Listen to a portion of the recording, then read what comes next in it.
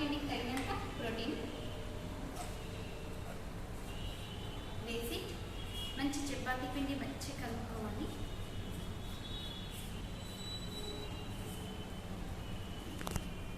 Already కలుపుకున్నాము. ఇక్కడ ఉండలు పెట్టాము. ఇలా మంచి రౌండ్గా చేసుకొని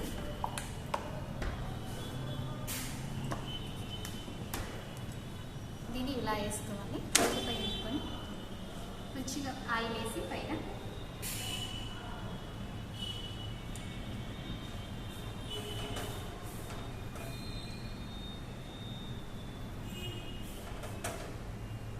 చాలా మంచిగా పొంగు